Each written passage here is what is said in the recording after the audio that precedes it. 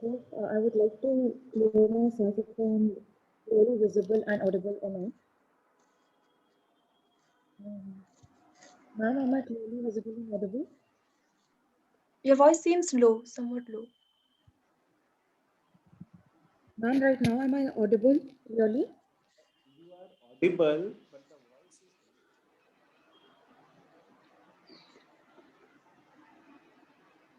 Yes, you are audible, Unnati. Okay, ma'am. A very good afternoon to one and all present here. Before we begin the event, I would request Naveen sir to please play the Saraswati Vandana so that we can begin this event on an auspicious note.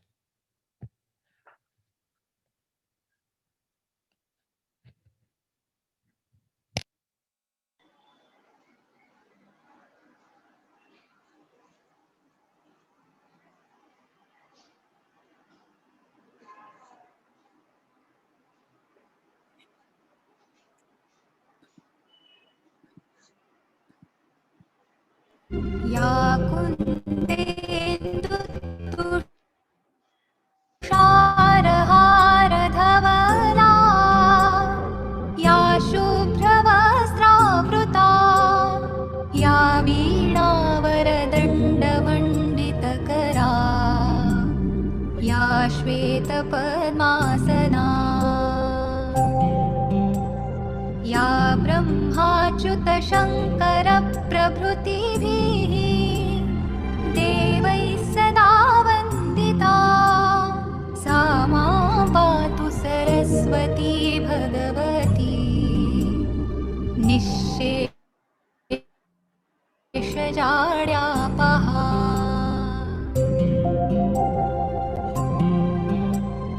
शुक्लां ब्रह्मविचारसारपरमा आद्यां जगद्व्यापिनीं वीणापुस्तकधारिणीम् अभयदां जाड्यान्धकारापहा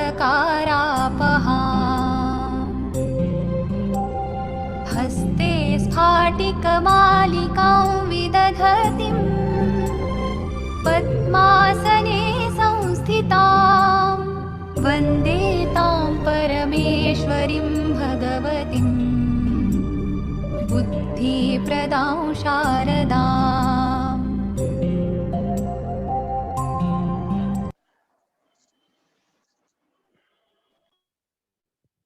Thank you so much, sir. A very good afternoon to one and all present here.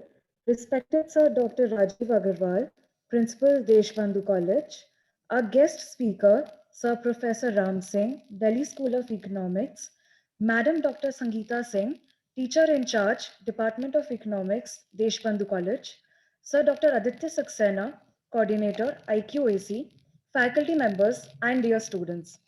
Every year, the Department of Economics of Deshbandhu College organizes various special lectures for all its students, which is followed by an interactive session between the speaker and the participants.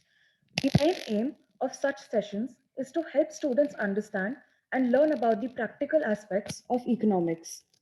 So, on behalf of the Department of Economics of Deshbandhu College, I, Unnati Agarwal, President of EcoZest, would like to welcome you all to a special lecture on Budget 2021 and prospects of Indian economy. The year 2020 was a roller coaster ride for most of us. Not even the most insightful person could have predicted the beginning of 2020 and that a global pandemic would turn the world upside down, forcing the businesses to take an unwanted pause. Associations were seen transitioning to a new normal, and the current crisis even made the consumers rethink their consumption habits. But as slowly India emerges out of the shadows of the pandemic, falling COVID 19 numbers, the beginning of vaccination drive, an economy on the mend, and historic market levels, 2021 has begun on an optimistic note. All eyes are now on Union Budget 2021 with high expectations and hopes from virtually all sections of society. To highlight more aspects of Budget 2021, we have amongst us today Sir Professor Ram Singh, Delhi School of Economics, who will be enlightening us with more aspects of Budget 2021 and prospects of Indian economy. Before we begin, I would like to invite Sir Dr. Rajiv Agarwal, Principal, Deshbandhu College, to say a few words of wisdom and welcome our guest speaker. Thank you very much. Guest speaker for today, the students and my colleagues. Very good afternoon and namaskar. It gives me much delight to announce yet another edition of Department of Economics ZEST 2020. On behalf of Deshbandhu College, it gives me immense pleasure to welcome guest speaker who is an eminent economist as well, Professor Ram Singh from Delhi School of Economics, University of Delhi. And Professor Ram Singh is a well-known economist who has been involved in many committees for Government of India as well. Singh is going to enlighten us shortly with his talk on the budget 2021, prospects of Indian economy. Sir, we are really grateful that you have accepted to deliver a talk at our college. As a layman on the topic, whatever I could gather, I will speak in brief about this topic. Friends, as far as my understanding is concerned, higher government spending and supportive policies announced in India's Union Budget 2021 can help sustain corporate recovery and improve longer-term prospects. I believe the absence of a significant additional tax burden will spur a consumption recovery after the pandemic impact in 2020. There are, however, implementation risks. Increased budgetary allocation in infrastructure, power distribution, and healthcare boards, well for sectors such as cement, steel, power, and pharmaceuticals. The budget has broadly neutral implications on the cost-owing vehicles. The plan for power distribution sector reforms, with an outlay of almost 3 trillion rupees over 5 years, is critical to address weak operational and financial position of state-owned distribution companies, DISCOMs, subject to effective implementation. DISCOMs timely payments will benefit power generating companies and attract investment as government plans to introduce competition in the distribution segment and enables electricity connection portability for consumer over the medium term. Healthcare allocation was increased by more than 130%. I believe successful execution of the plan to strengthen healthcare infrastructure, including a newly centrally funded scheme in the budget, will boost healthcare access to the masses. This will help expand India's pharmaceutical industry. Increased infrastructure activity will support recovery in the weak heavy commercial vehicle segment. The proposed voluntarily vehicle scrapping policy aims to provide incentives for replacing old or unfit vehicles. Although details have yet to be announced, there is a significant pool of old vehicles. However, the actual boost will depend on the specific incentives to encourage replacement. The announcement to add 100 districts under city gas distribution over the next 3 years will help the government's goal to increase the share of natural gas in energy mix. Its plan to set up an independent operator to manage all the natural gas pipelines capacity would give gas marketers a level playing field and boost sector investment. I hope that today's speaker will speak much more on these topics, and in particular on education and higher education and other topics. Having said that, we would eagerly wait for Professor Singh's experts' comments on this year's budget. Before I conclude, I pass on to Professor Singh. I would like to thank all my students at economics departments, my colleagues at the Department of Economics, especially teacher in charge, Dr. Sangeeta Singh, our IQAC coordinator, Dr. Aditya Saxena, for organizing the fest against all odds during the pandemic time. Wish you all the best. Thank you. Thank you so much, sir, for your kind words. I now request Madam Dr. Neha Jain, Assistant Professor, Department of Economics, Deshbandhu College, to kindly extend the welcome address and introduce today's speaker. Thanks, Unnati. A very good afternoon to everyone. On behalf of Department of Economics, Deshbandhu College, I welcome you all to this special lecture. It is my profound privilege to introduce today's eminent speaker, Professor Dr. Ram Singh, Delhi School of Economics, Delhi University. Dr. Ram Singh sir completed his PhD in economics from Jawaharlal Nehru University in 2003. Professor Singh did his postdoc from Harvard University in 2006 and received Ronald Coase Fellowship in Institutional Economics. Then he came back to serve India and joined Delhi School of Economics. His areas of research include contract theory, law and economics, public-private partnerships, property rights, and land acquisition. He enriched his teaching and research expertise while serving in several Indian as well as international institutions at various positions. He served as visiting professor at Heidelberg University, at Brown University, at University of Hamburg, at London School of Economics, at Catholic University, and many more. He appeared as subject expert before the Joint Committee of the Parliament on the Land Acquisition Bill 2015. Professor Ram Singh has a long list of publications in internationally reputed economics journals to his credit. Sir has also made significant contributions to encyclopedia and handbooks on economics. In addition, Professor Ram Singh offers referring services to many prestigious journals like Land Economics, Quarterly Journal of Economics, Journal of Public Economics Theory, Economics Letters, European Journal of Law and Economics, Oxford University Press, to name a few. Sir has worked on many internationally funded projects too. We can spend hours talking about Sir's contribution to economics and society. It's our extreme privilege to have Professor Singh with us today on this virtual platform. With these words, I welcome you, sir, to enlighten us on this year's budget. Over to you, sir. Thank you. Thank you, Neha. This is a very, very generous welcome and extremely generous introduction. So I thank the college, its principal, Honorable Principal Dr. Agarwal, Dr. Saxena, who is key organizing committee member, Dr. Singh, Neha Jain, Unnati, my colleagues from the college and dear students from the college and from other colleges.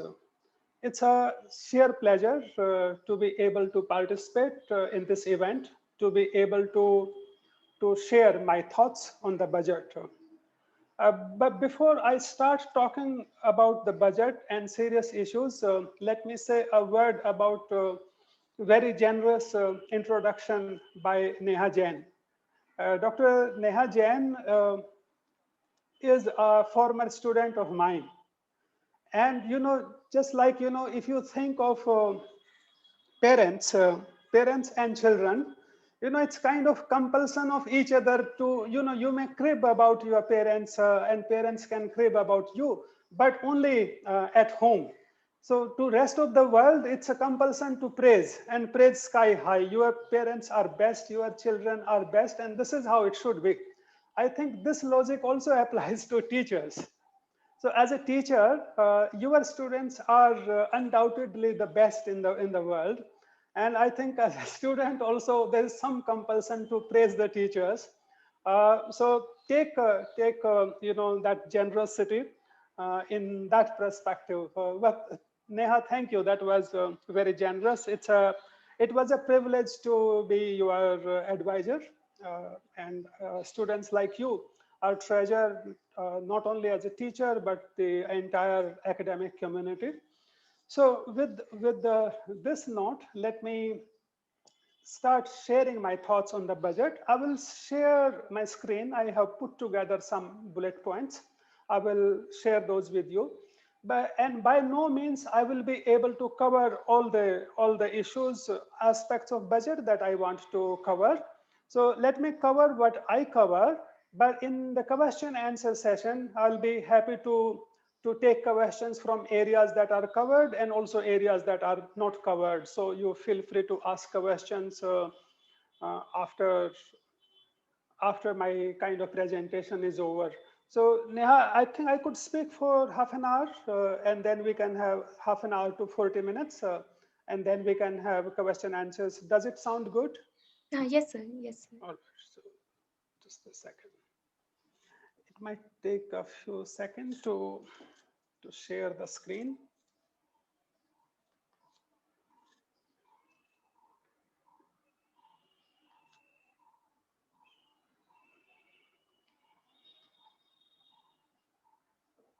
Do you see my screen? And is my audio okay? Yes, sir. All right. So as Unnati mentioned and Dr. Agarwal also pointed out more specifically, this budget was presented after, amidst of a serious crisis, a crisis of a century. So when we are faced with a crisis, then we need to ask two questions. One is whether we are doing enough to mitigate adverse effects of the crisis. And second is that every crisis offers an opportunity. So question we also have to ask is whether we make good use of the crisis as an opportunity. These questions apply to the budget also. So the COVID is a kind of a once in a lifetime crisis, and it has a once in a century crisis for any economy, especially for a developing economy like ours. So we can ask a question whether budget does enough to mitigate adverse consequences of the pandemic, of this crisis. And second is whether it makes good use of crisis to make progress, to take decisions where it will be difficult to take decisions to make progress otherwise. So let me start by focusing on the second question. Towards the end, I will talk about my response to the first question, whether budget does enough to mitigate the damage or not. But on the second count, I think budget makes a good use of the crisis. And it makes good use of crisis on three counts. I appreciate this budget on three counts. First count is the transparency in public accounts, in government accounts, in budget accounts. So for several years, the budget accounts used to tell only half of the picture. For instance, the fiscal deficit you saw in previous years, that was not true reflection of fiscal deficit. The reason was that government, so for fiscal deficit, you should look at the total expenditure by government and also all receipts by the government. Now, what used to happen that government used to borrow not directly as a government of India, but through its enterprises, government-owned enterprises, public sector entities like Food Corporation of India, National Highways Authority of India, and several other government of India undertakings used to borrow. But those borrowings were not shown in budget numbers. So as a result, total borrowings and thereby the fiscal deficit used to be underreported. This year's budget makes the process much more transparent. It has not become 100% transparent, but it is almost transparent now. And that is the reason why when you look at this year's budget fiscal deficit for the current fiscal year, it's around 10%. It's not that, so some of this escalation in fiscal deficit number is on account of transparency, that, government is reporting all its borrowings directly and also through public sector enterprises.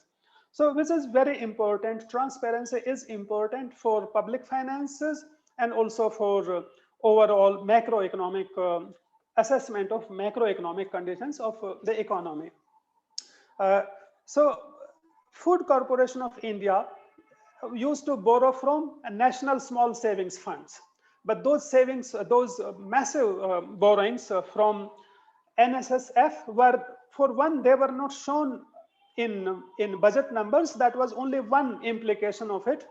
Other was that, national small saving funds pay its depositors interest upward of 8%. So that means that Food Corporation of India used to borrow at a interest rate of 8% or even more, even though government can directly borrow from market at 6%, in some cases even at a lower rate. So you see, on one hand, accounts were not transparent. On the other hand, the cost of borrowing was used to be very, very high, inefficiently high for government. With transparency, temporarily our fiscal deficit numbers have gone up, but it will have stabilizing influence effect from long-term, medium-term, long-term perspective. So this is so because of crisis, there was a receptivity of a high fiscal deficit. In normal times, perhaps it would have been difficult for government to claim, to announce 10% of fiscal deficit, to announce 6%, 6.8% of fiscal deficit for next fiscal year. Normal times, it would have been difficult. But crisis offers an opportunity, because there will be very few people who will criticize the government on account of high fiscal deficit, and therefore this was a good was an opportunity, and government used to make its account clears when there is a receptivity about high fiscal deficit numbers. The second thing I like about this budget is that it has initiated several serious capital market reforms. Capital market reforms with respect to pension funds, with respect to non-performing assets, and with respect to divestments. On all these counts, a serious good beginning has been made through policy announcements made as a part of this budget. So I will talk a little bit more about it, but later towards the end of my talk. And third thing I like about this, third dimension I like about this budget is its focus on the growth. So after several years, the government has made growth its priority. So during last several years, I thought government was being fiscally conservative and not investing enough in infrastructure to pump prime the growth. And in this budget, I think government has done a decent amount of decision making and commitment to pump prime the growth. So much so that that if you look at proposed capital expenditure for next fiscal year, it amounts to about 2.5% of GDP. That's substantial. That's a raise of more than 1/3 more. It's a raise of about 35% compared to this fiscal year. That's really appreciable. And it's even more appreciable, when public investment was falling, fell especially during last 1.5 years. And private investment also had fallen, because capacity utilization is around 75%. So as long as capacity utilization remained low, private sector did not have enough incentive to make investment.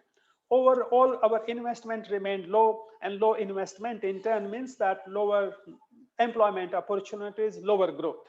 So hopefully, pump priming of economy through capital expenditure, through infrastructure will have effect in reviving the spirit, what they call animal spirit. So you have seen what happened in the stock market after budget was presented. Let's hope some of that spirit percolates down to real economy. So moving on to infrastructure and health. So Dr. Agarwal, Honorable Principal, mentioned the focus of the budget on health. I would like to point out that the focus on, I think the finance minister merged two things: the budgetary allocation for health and also what can be called wellness. Specifically, there's a generous generous budgetary allocation for supply of drinking water. So the budget for supply of drinking water is part of what has been described as health and wellness. And vaccination, budgetary allocation for vaccination is also allocated 35,000 crore for vaccination is also part of that. So overall, the numbers therefore look impressive, a raise of 137%. But this is largely on two counts. As I said, it's largely on account of budget for vaccination and for water supply projects. I think if one wants to be precise in describing the budget on this count, it is budgetary allocation for health, because water is also important for health. But budgetary allocation on health, the way it's traditionally defined in budgets and is handled by health ministry, that budgetary allocation has experienced a modest increase, but that increase is modest. But overall, together with wellness, it makes an impressive allocation. And it's important to highlight importance of vaccination. Today, several sectors of our economy world over, actually. So if you think of hospitality, travel, tourism, these sectors are still suffering from COVID-caused crisis. And for these sectors to revive, it is important that people overcome fear psychosis. Then only people will start traveling, venturing out for shopping. Hotels will get their business back. A large number, millions of jobs are stuck because we still, for right reasons, but there's still fear psychosis about COVID. As a result, several sectors have not revived, have not opened up. So vaccination will help overcome that fear, and will help people go out and use services of these sectors. And in the process, millions of jobs will come back. So this the multiplier effect of 35,000 crore is going to be really huge, both on grounds and also in minds. So it's going to work. It's very important.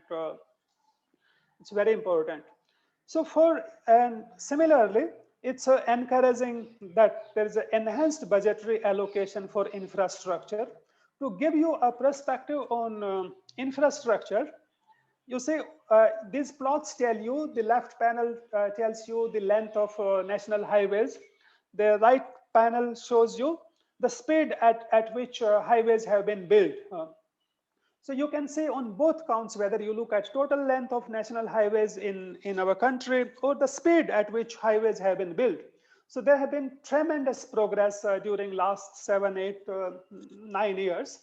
But during last 1.5 years, this process also suffered. You know, the speed of construction came down for highways and also as much for rural roads. So a lot of investment had started going in infrastructure, in road building of railways. And these sectors, these infrastructure sectors, have extensive linkages with other sectors in the economy. So demand for steel and cement and workforce and real estate, they are all interconnected. The multiplier effect, growth multiplier and employment multiplier effects of investment in infrastructure have remained large, and they are especially large for developing economy. This process had suffered a serious setback during COVID and even prior to COVID. So it was important to revive these sectors, and budget has done an appreciable job. So there are nuances here also. So one nuance is that you see this year's fiscal spending on infrastructure is actually part of it is actual spending. I'm talking about the ongoing fiscal year. I'm not talking budget numbers are estimates for the next fiscal year. So what I'm saying is about the current fiscal year. In current fiscal year, A lot of spending on infrastructure. You will, if you see finance minister's statement, you will find that there is generous spending on infrastructure, but a substantial part of that spending is not new spending. The employment growth comes from additional spending. So, but for this year, a substantial part of spending is to meet past obligations, past payment obligations of the government. So, and it is again very important on that count also. This budget is more transparent, in the sense that government not only didn't show its borrowings, actually government owed money to vendors, contractors, and those payments were pending for months, for years. And those accounts have been cleared. So as a result, total spending by the government has gone up, even though it's about past, some of it is about the past construction, past activities, past purchases of goods and services made by the government. But still it's an important step. Let me now say a little bit about what I call capital market reforms. So government has initiated capital market reforms on three fronts, on three sub fronts, in three dimensions. One is what the government calls divestment. And you might have noticed that traditionally finance ministers didn't use the word privatization. We have been circumventing use of the term privatization, but in this budget, finance minister mentioned privatization. Prime Minister also in his address to Parliament also emphasized divestment and privatization processes. So government seeks to, through privatization, government seeks to basically consolidate private sector and reduce the count of public sector undertakings in every market segment. And this year's focus of next budget, next fiscal, is going to be privatization of 2 public sector banks, 1 general insurance company, along with the divestment in other public sector companies like Bharat Petroleum, LIC, Concor. So that's one dimension of capital market reforms. You know, so some of you may feel agitated about the statement treating privatization, divestment as a capital market reform. So there can be divergent views on this, but you know, as long as you keep substantial presence of public sector in strategically important sectors like banking, in other sectors also, if you have substantial presence of public sector enterprises, but you give greater freedom for better management of entities that are there. So that is an important reform in my view. So outright privatization is not, but putting pressure on public sector enterprises to organize, to improve their management and introduce a sense of competition along with the private sector entities can be rewarding decision for the economy. The other dimension of reform is by way of monetization of assets like roads, land, airports, railway stations. How do you monetize these assets? Well, so most of our highways have been built by government. So, and today those highways experience dense traffic. You can collect toll on those highways, and you can give private contractor limited right to collect toll and charge from them. So that's the process. That process is called monetization. Similarly, railways own a lot of land that lies unutilized. So if railways were to lease out that land, that will also be an example of monetization of assets. Similarly, airports, train stations, ports can be monetized. that would mean that known tax receipts by the government will go up, and government will be able to spend more to build more infrastructure, and also perhaps to on other welfare schemes. So a lot depends on how you use proceeds coming from monetization and divestment. So ideally, proceeds coming from these sources should be invested, should not be used for non-capital expenditures.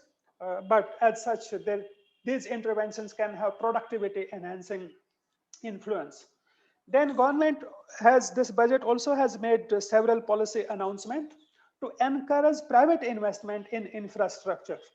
First of all, if you monetize a road in the sense I described, that means that private investment is coming to infrastructure. So you can take out public investment, replace it with private, and you can use public money to make more investment.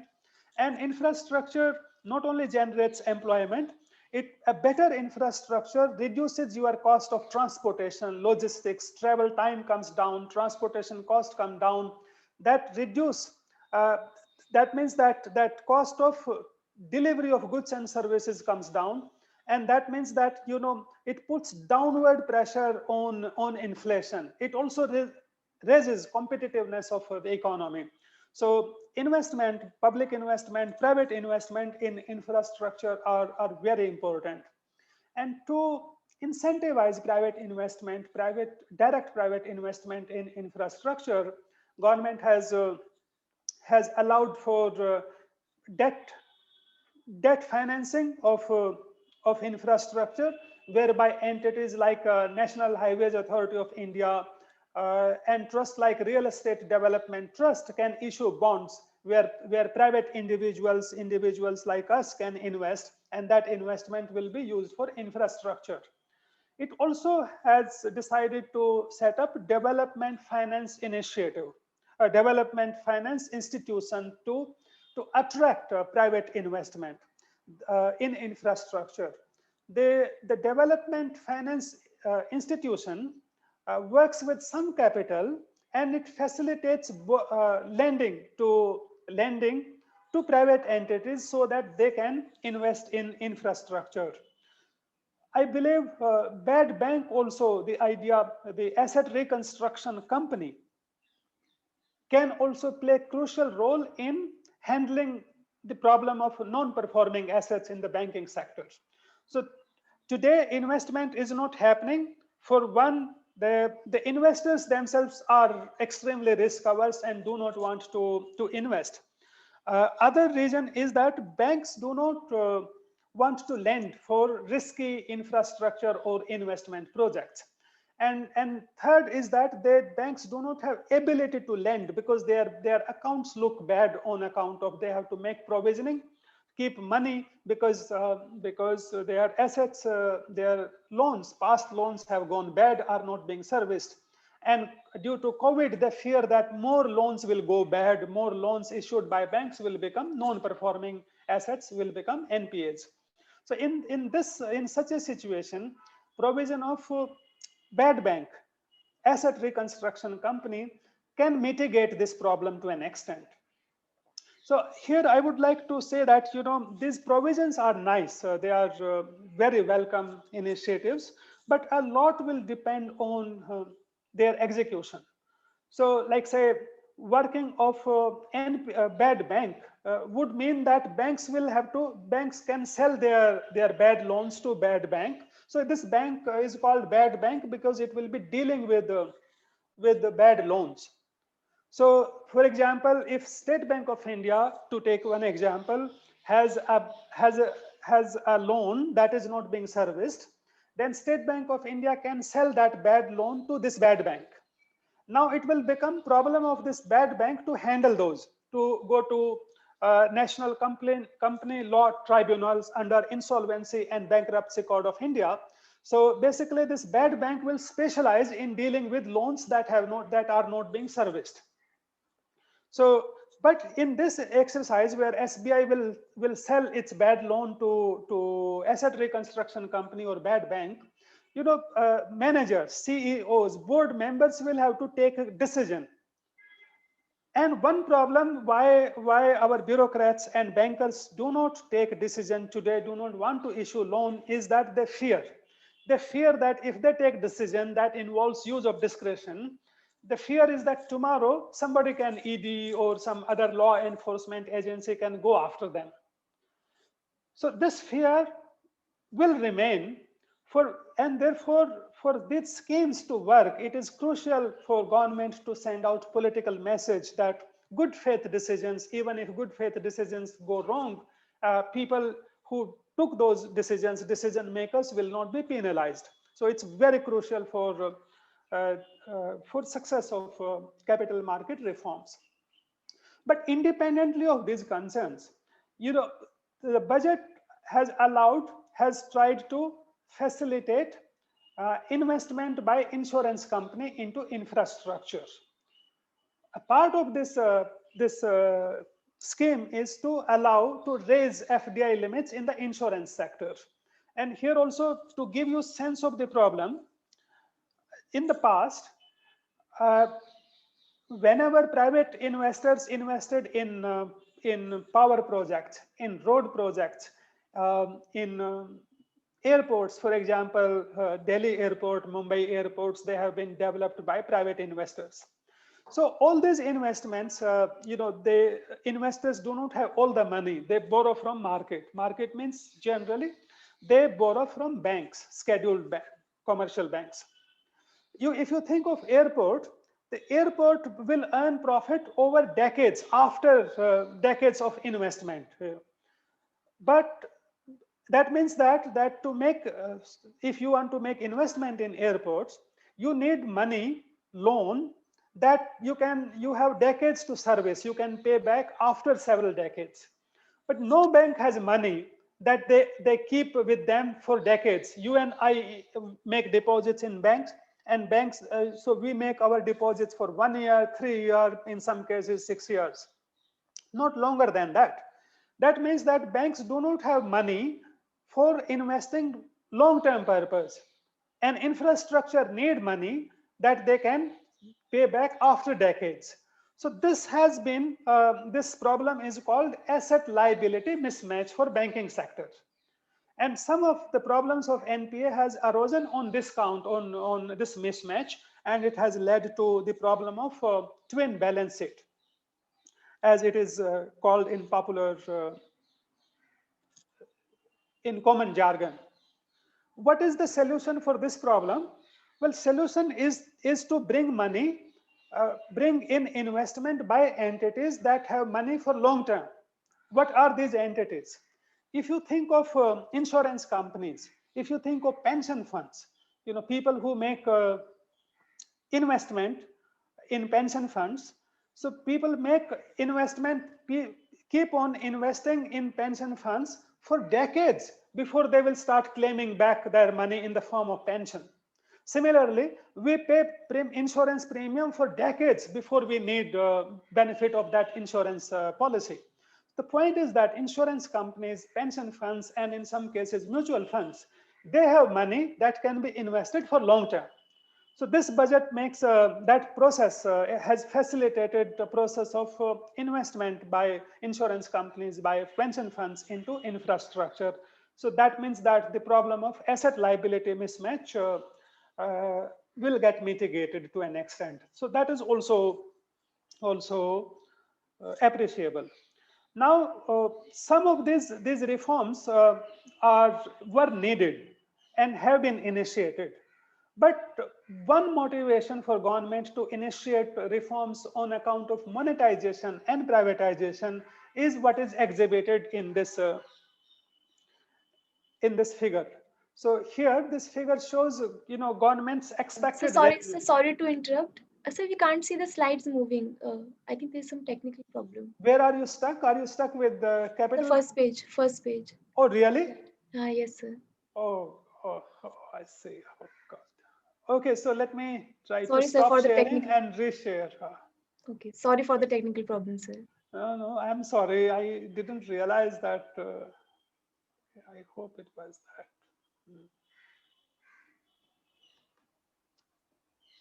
Okay, yeah.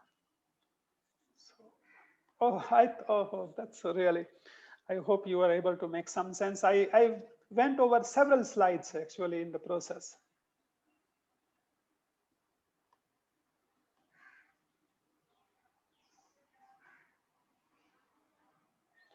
So I'm here to let you know, I'm just trying to fix this. Well, let's see if it doesn't work. So it doesn't work. Let me give it one more try, and then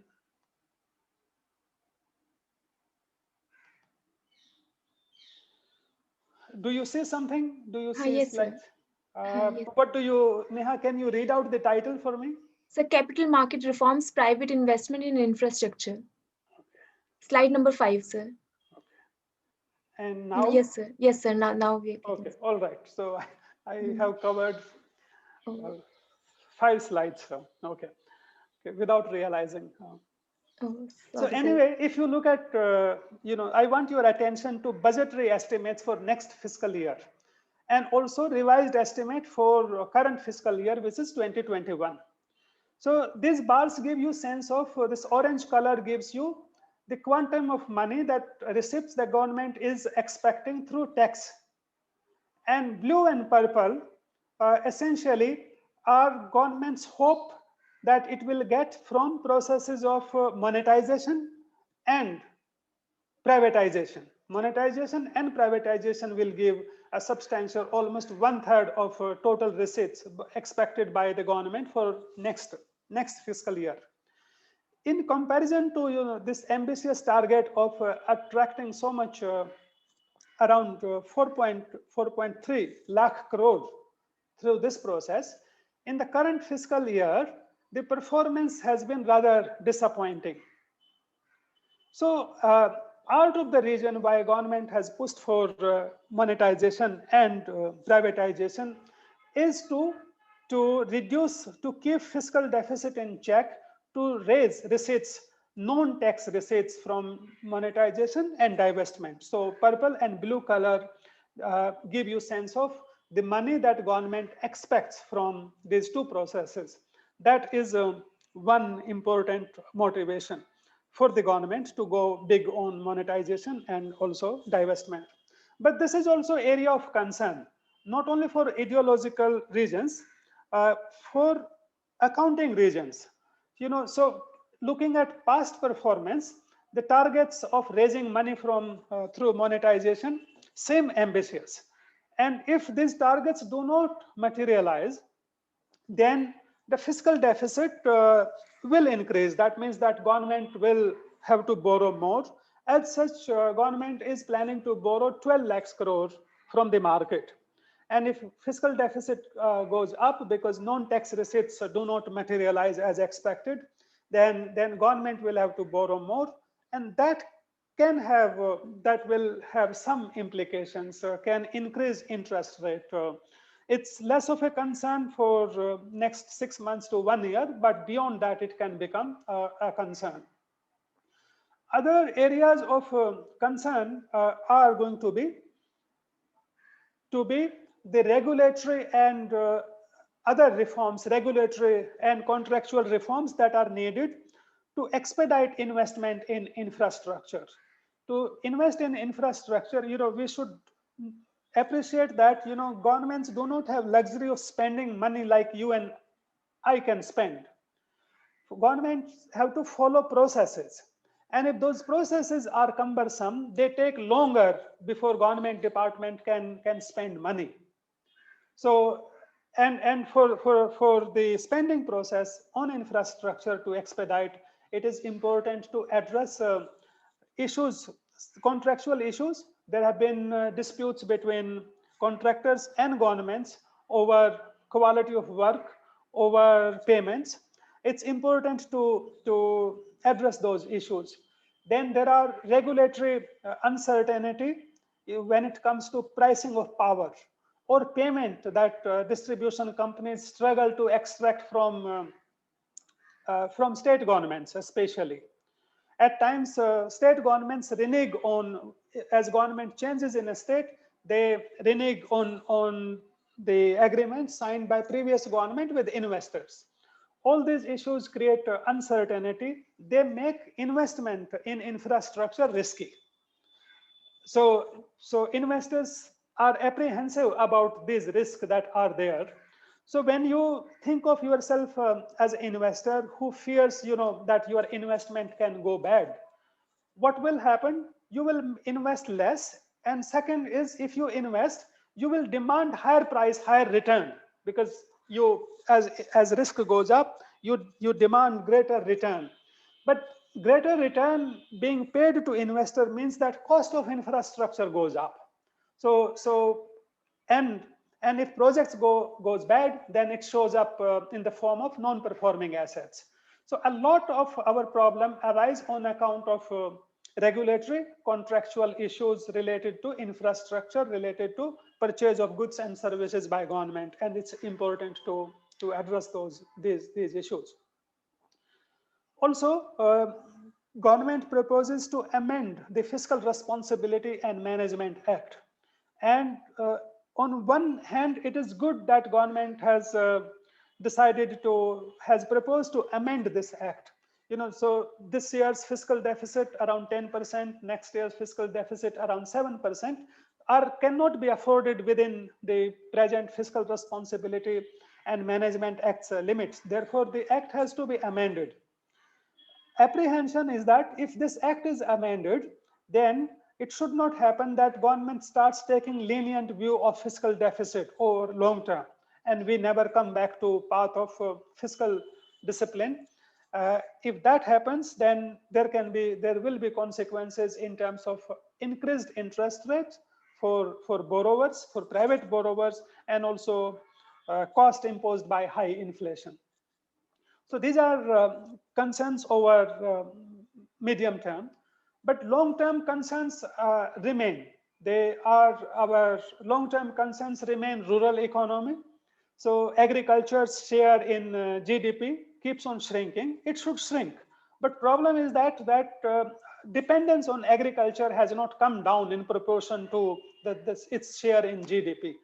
And this problem can become worse because of reverse migration if we do not register or reverse the reverse migration. Reverse migration means workers going from cities back to their villages. So that's reverse migration, which needs to be reversed.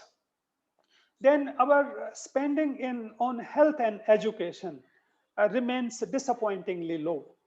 For us to emerge as a international, as a global power, we can't afford as low spending on health and education as we do. No country has become global player, global power, leader without putting health and education on track, without massive investment in these sectors. But over decades, we have been disappointing our children. We have been underinvesting in their health, in their education.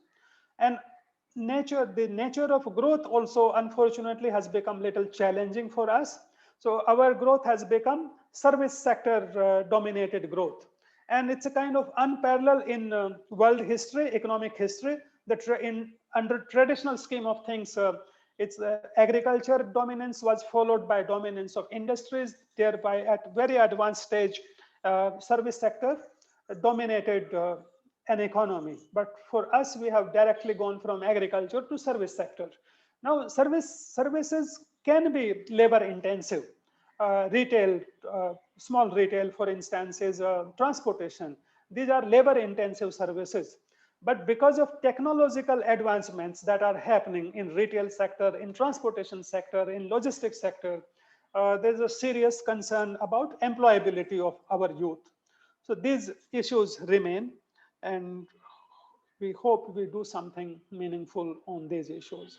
So I will stop and we can take questions. I don't know if I took more than what I was supposed to. It seems I took longer than I planned to. Thank you so much, sir, for your valuable inputs on the budget. Now I invite questions. Please, the room is open for questions. Please, you can just unmute yourself and ask questions. So we have one question, which is, Yes. how are we planning to attain sustainable development if we are increasing duty on solar energy? Sir, if we can have, if you can throw some light on it. How can we have sustainable development if we If we do are what? increasing duty on solar energy. Solar energy. It's not okay. So it's not the solar energy. Perhaps you meant to say that the custom duties have been raised on equipments that will be used in solar energy. It is true that, so on several items, custom duty has been increased. That means that cost of import will increase. That in turn means that cost of power generation, cost of solar energy will go up. That's one way of looking at this. Other is that, so government has on a positive note, for last several years, government of India is focusing on renewable energy sources, wind and solar. And we are, so we are a quite diverse country in terms of climatic conditions. There are parts of India that are extremely amenable for harvesting wind energy and solar, sun is shining on India all the time for the most part. So we need to harvest these sources, but we need to harvest these sources by augmenting our domestic manufacturing capacities. Kind of investment that we will be making in these sectors, we should be making in these sectors. It will be nice if we make solar panels also in India, so that we save on foreign exchange and we also generate employment in the process. As a part of that scheme of things, custom duty has been increased on some components on import of equipments that are needed for solar harvesting for solar plants and also other sectors. But its long-term prospect would be that in the initial stages, it will give some protection to Indian manufacturing so that they can start fulfilling our needs. They can start supplying solar panels and other equipment. This in itself is not a concern. However, we overall, if we go protectionist, that can harm our sustainability of development. Yes. Thank you so much, sir. So we have got few questions here in the chat box. All right. Can you? Yeah, I will do so. So there's one question by Yashwinder. How does the bad banks adjust the bad loans in the economy? Okay. Can we take a few questions and then I can take, I can answer them. Okay. So let me just go through few questions. So there is one question by Savita ma'am. In India, digital divide is a major issue. How far budget has addressed this problem? Then, what are the challenges in the post-COVID scenario for our economy? Are we seeing deglobalization? Are we seeing what? Deglobalization? Deglobalization, yes.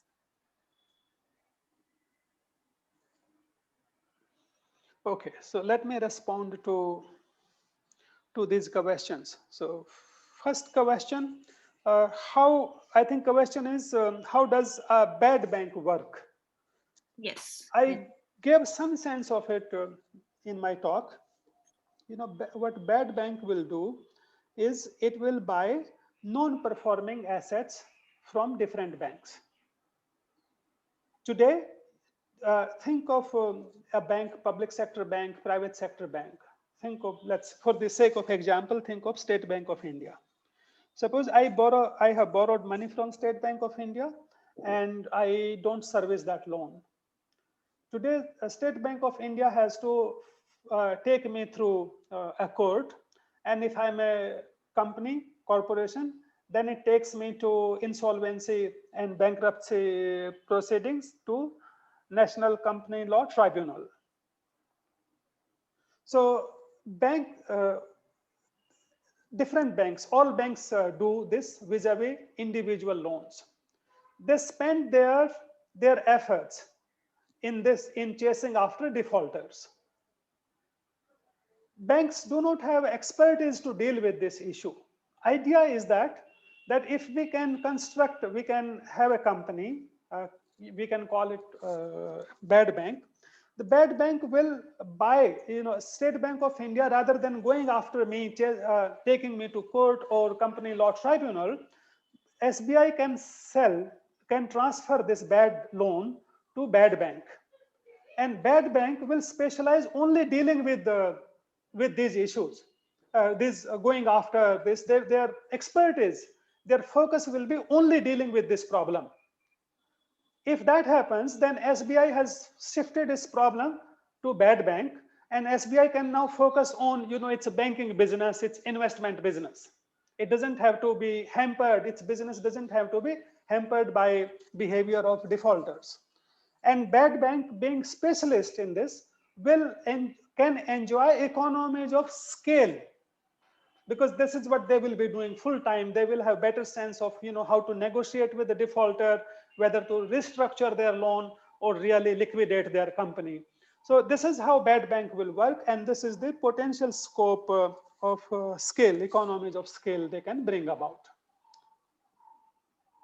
As to the next question was challenges in post-COVID world. So I thought I talked about challenges. I talked about several challenges. Our challenges remain that unemployment has gone up. That remains, that was a concern already, and it has become worse. It also has, COVID also has exposed our poor state of health infrastructure. Fortunately, on that count, this fiscal year, government has spent a lot of money, given within its means, of course, but hopefully things will improve somewhat on vis-a-vis health infrastructure. Then our education remains a concern. That is also our poor investment in education is partly responsible for the digital divide that we experience, of all sorts of divide, income divide, wealth divide, and digital divide. Is the only way to overcome this problem is to invest in quality of education. Whether we will go anti-global, I hope not. There is some tendency exhibited by governments world over. Our government also exhibits some tendency of being over protectionist, but I hope we don't go anti-global.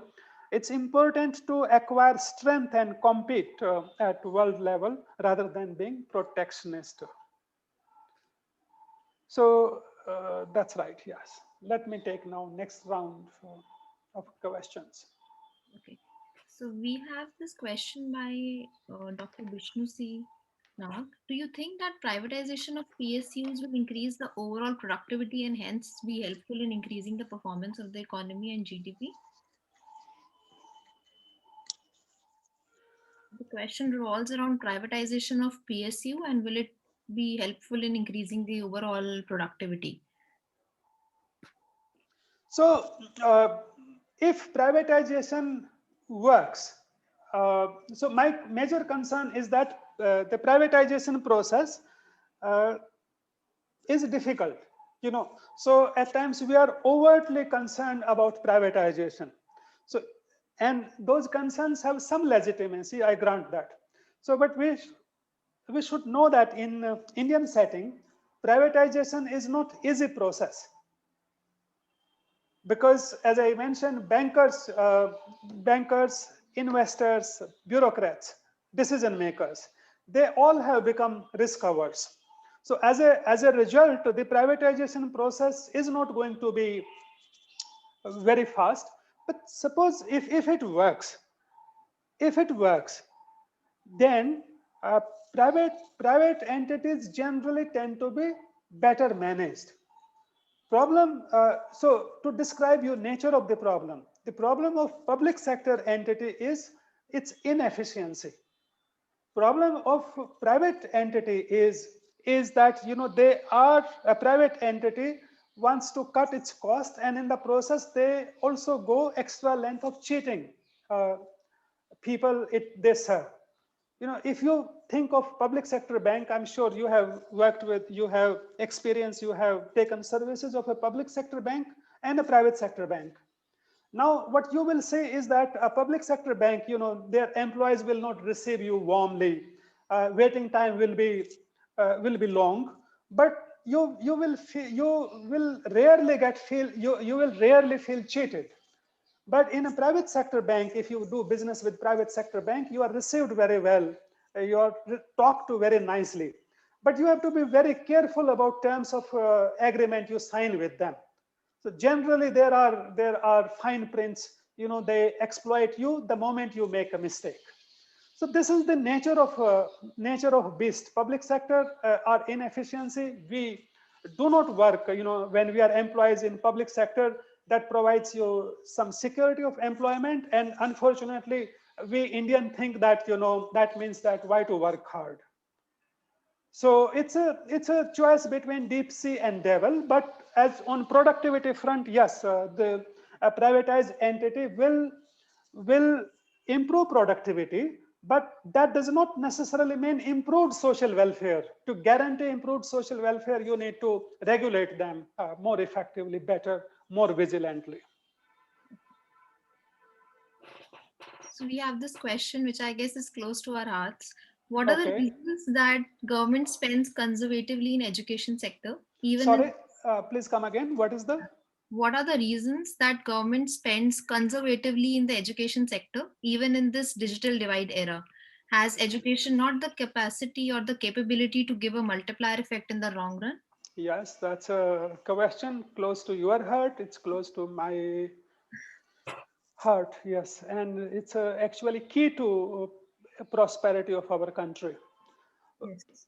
Let me tell you, this paradoxical situation, why governments do not invest enough adequately.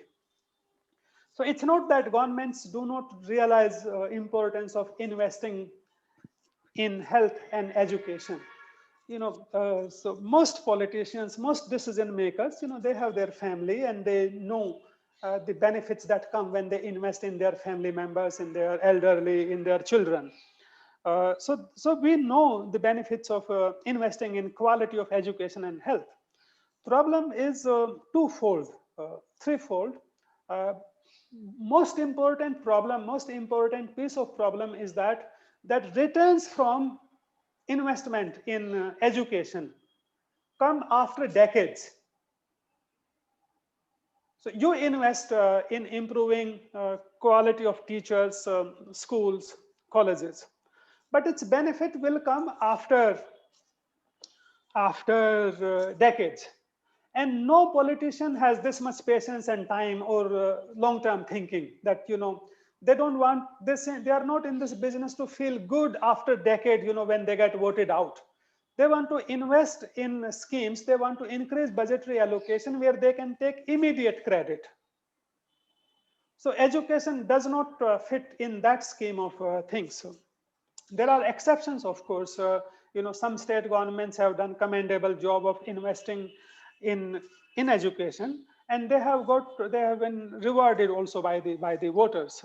But generally, the problem is that mismatch between short-term interest of decision makers versus long gestation in health and education sector. Other problem is that other problem comes from Indian polity, where states have dominant role. Education is primary responsibility of states, not of the center. So that also, that tussle between that, it's not education, primary education especially, is responsibility of the state, also is one reason that that means that when we try to lobby, push, argue for greater allocation, this debate gets lost. Because if you are a politician, officer working with the center, you feel that that state governments are responsible, and if you are with state government, you feel that I have limited resources. And that points to the third issue, which is that we are growing economy and we have limited resources. But this is less important. I think the first two reasons are the most important explanations. It's a somewhat unfortunate situation that we don't take long-term view of situation. And also that, as a voters also, we generally do not reward politicians for making decisions that will pay us well in future. We are also more after rewarding immediate, those politicians that deliver immediate benefits, maybe jobs for ourselves or some such short-term benefits. So there's another question which is related to the petrol and the diesel prices. Why petrol and diesel in India cannot come under the common tax like GST? Why there is state VAT and central excise tax on it? So ideally, there should come petrol and alcohol. They should also come under GST. The reason they have not been, they don't come under GST is that the petrol tax on petrol, diesel, and alcohol. They are major sources of revenue for state governments, with 2 or 3 exceptions that have prohibited sale of liquor. But they are really important revenue sources for state governments. As a result, those state governments want larger share of proceeds coming from here. And that has hampered negotiation between center and state governments over how to divide proceeds from, if these items are also brought under preview of GST.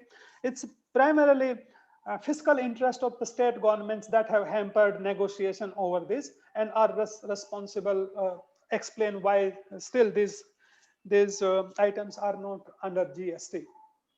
For center also, petrol and diesel, they serve an important tool, which is that, center can levy cess.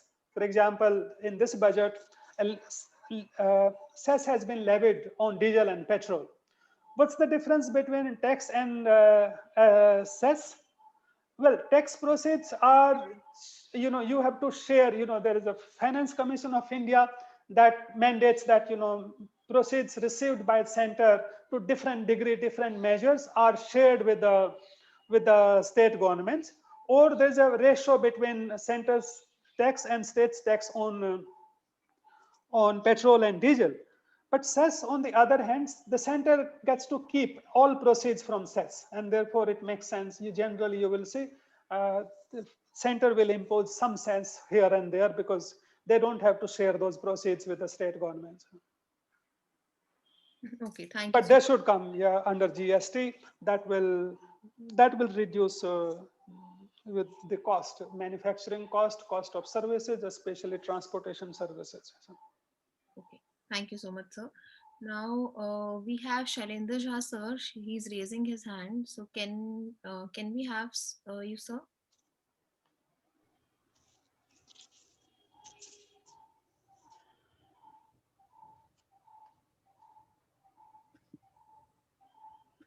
I can't hear.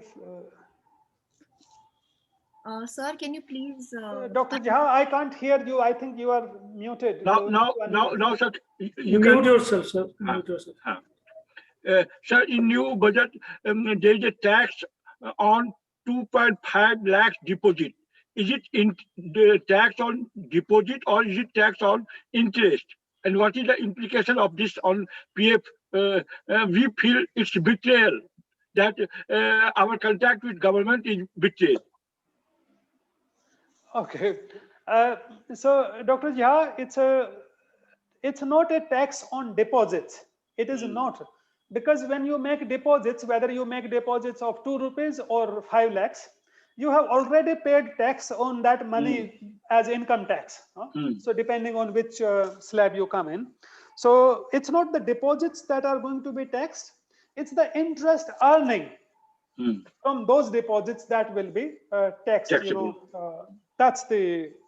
Now, as to your point that it's a betrayal by the government,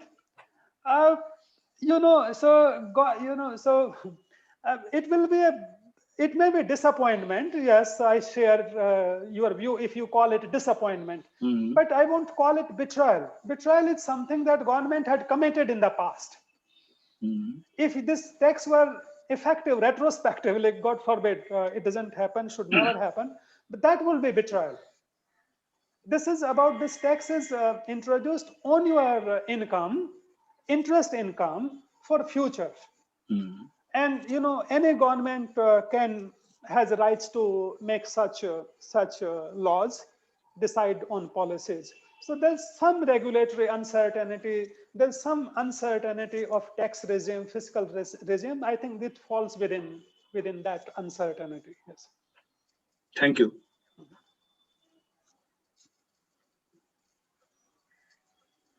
So we have got many questions. We'll just take a few questions.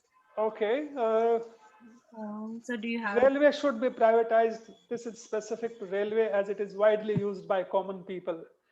Okay, I think increasing is the only source of revenue which plays pivotal role in meeting expenditure, but it is harmful for the economy. So I'm responding to, okay, then third question is, can we expect rebound of MSMEs?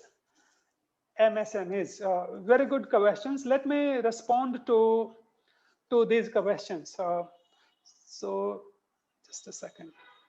So I think I would have liked to say something on MSMEs, micro, small and micro enterprises, and it skipped my attention. Therefore, this question is very good. So, my assessment of micro and small enterprises situation is not very convincing. It's not very optimistic. Most of micro and small enterprises, they borrow from either non-banking financial companies or they borrow from informal sector.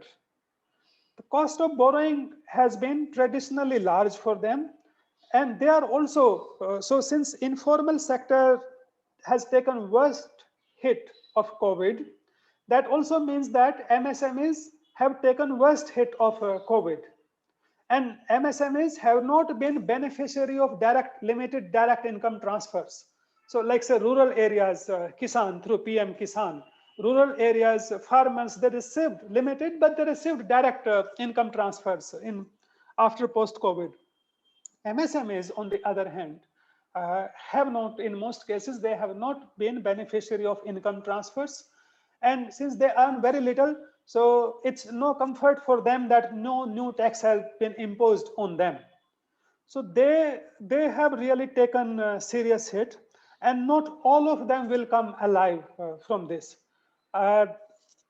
Soon, now that moratorium on repayment, loan repayment has ended, now most of their loans will turn bad loans, will become non-performing assets, and unfortunately many MSMEs go out of business. There are reports suggesting that some of SMEs are losing their business to formal sector entities.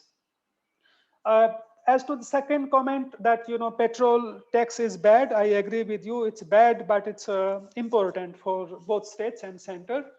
Then is privatization of railway is good. You say we should. I don't think privatization is a virtue or an evil in itself. It actually depends on how it is managed. At times, it's the competition that make things that make private entities serve interest of consumer.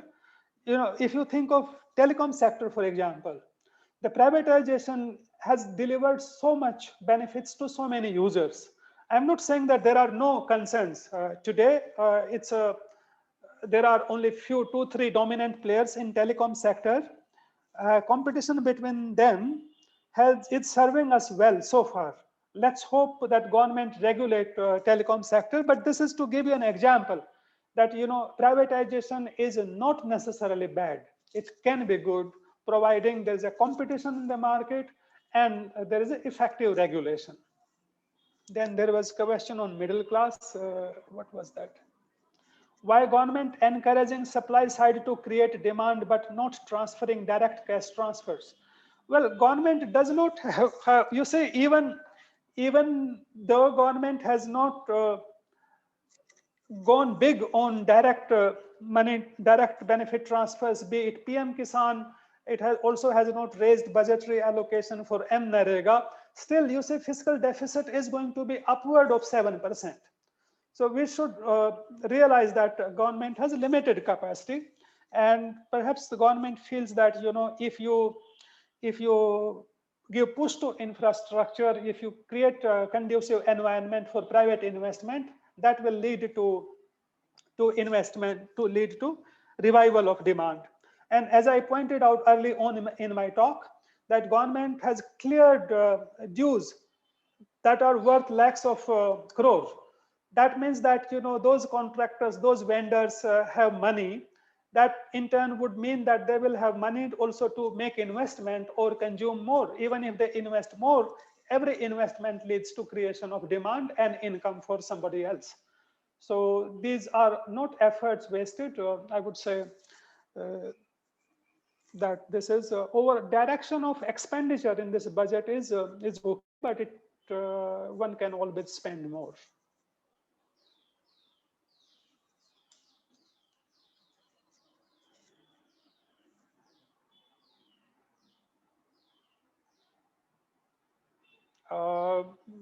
Okay, Shreya, you are the moderator. What should we do? You need to unmute. So we are getting a lot of questions now. Sir, would you mind taking up 1 or 2 questions and then we'll wrap up? Okay, you want to choose the questions or you want me to choose? So you can go ahead, you can choose. You can also choose one or two questions. Yeah.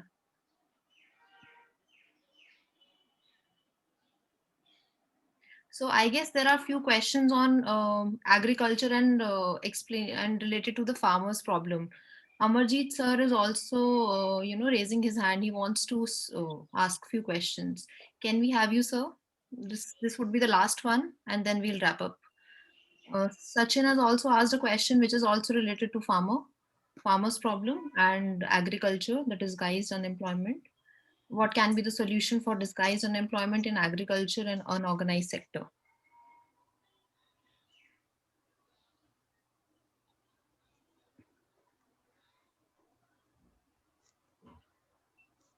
Oh, sorry, were you talking to me, Shreya? So what can be the solution for disguised unemployment in agriculture and unorganized sector? Solution is, I'm saying as a concept, conceptually solution is meaningful productive employment in manufacturing and in service sectors. Conceptually, these are the solution. Practically, the challenge in service sectors, service sector on one hand, it offers tremendous opportunity for employment. But we are unable to harness the opportunities offered by service sector for two reasons. One is underinvestment in human resources, underinvestment in education. Service sector, and that goes for health sector also. If we can enhance education, quality of education and skill of our youth, thanks to technology, you can not only serve your countrymen and women, you actually can export services. But to be able to export services while you are sitting in your offices, in your homes here, you need quality of skill, vocation, education to be much better than it is. Second challenge that comes from that is posed by technology. The technology, especially a big data driven technology like say Google, Facebook, Microsoft, if you think of tech giants, WhatsApp as a subsidiary included, they are emerging as a new form of new sources of wealth and income. So they are collecting information about us, and they are using that information. To give you one example, if you book air ticket, you search for air ticket, you have not even booked the ticket, but you use, let's say, Google or other app, other engine to search for air ticket.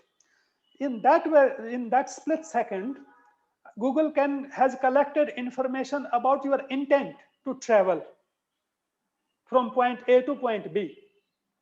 And as soon as you even before you finish booking, complete booking air ticket, you start seeing advertisements of hotels at your destination. All right. So this is one example how information about you is collected to do more business with you, to extract more money from you. Moreover, Google also sells this information to airlines.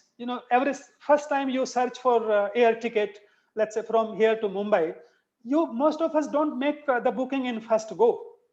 But through our search, Google and their artificial intelligence team, they learned that so many people intend to travel between Delhi and Mumbai, one way from Delhi to Mumbai, and how many are intending to travel back or going onward.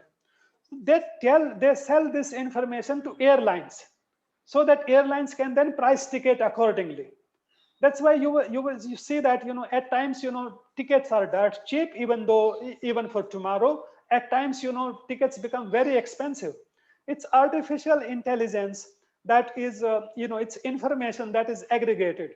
So now entities that aggregate this information, people who are in a position to process this information are either big companies or educated people like us. Today you are studying economics, and tomorrow you will be servicing some Google or other such companies, help them make more business, earn more money. But in this process, youth who have not got quality education, they cannot become part of this process. They get, and that's what I think one of the early question on digital divide alluded to. So it's not only that the benefit from technology, benefit in terms of the direct benefit, access to technology, internet services, large masses are being deprived of. Their inclusion is that this digital divide will become more exclusive. It can leave some strata of our society permanently behind unless we take care of this. So our challenges are equally serious, but investment in health and education is the hope, and along with the incentives given to manufacturers to set up manufacturing plants and other entities. Then there was a question on income security for informal sector employees. Should there be income security? Certainly there should be income security for all Indians, I would say. To put things in perspective, rural India still has got some security through two schemes. One scheme is PM Kisan. PM Kisan guaranteed some money to every farmer every year or every quarter. Other source of income security for rural India is MNREGA, which is on demand. So through these two schemes, rural India has got limited but some income security, and that has made a lot of difference to welfare of rural India. Even during COVID, while urban economies crashed world over in all cities in India, so our rural economy still remain vibrant, partly because of this income transfers and MNREGA. Similarly, there's a case for providing income security to poor in urban areas, especially those employed in informal sector at small shops, Kirana shops, other shops, who barely manage to earn their livelihood. So there's a case for providing income security to them. Challenge is, how do you identify those? Like in rural areas, identification of poor is easier compared to identification of urban poor. I feel that a counterpart of MNREGA, where you offer work opportunities in urban areas, and this opportunity is universal in the sense whoever wants to come and can report for work and earn some income in the process would be the way forward. Okay, thank you so much, sir. Thank you so much for answering all the questions so patiently. Now I would like to invite Juhi to extend the vote of thanks. You are welcome. So, Shreya, one second. Lava sir want to say something. So I'm muting him if you allow. Thank you, Nadeem and Shreya. Good afternoon, everyone. On behalf of Economic Society Deshbandhu College, I take this opportunity to propose vote of thanks to Dr. Ram Singh for enlightening us with his knowledgeable and thought-provoking talk. Today's lecture gave us deep insights into the new budget and its multiplier effect on growth and long-term concerns for the economy. I'm pretty sure that our students have gained a lot from this informative session. We look forward to have more such sessions with you in future, sir. Once again, I would like to thank you for taking out time and enhancing our understanding pertaining to the budget and its impact on the Indian economy. Thank you so much, sir. you are welcome, Juhi. Thank you. Thank you all. Thank you. It was pleasure. I would also like to thank our principal, sir, Dr. Rajiv Agarwal, for his enthusiastic support and valuable time. He has been a big support to all our endeavors. A big thank you, sir. A special thanks to Dr. Raji Aditya Saxena, Coordinator IQAC, for the smooth functioning of the lecture. I would also like to thank Sangeeta ma'am for encouraging us and making all the required efforts. A big thank you to faculty members of Economics Department and other departments for their active participation. A heartfelt thanks to our Economic Student Union for all their support and coordination. Last but not the least, thank you to all our students for active participation. Thank you, everyone. Have a good day. You too, sir.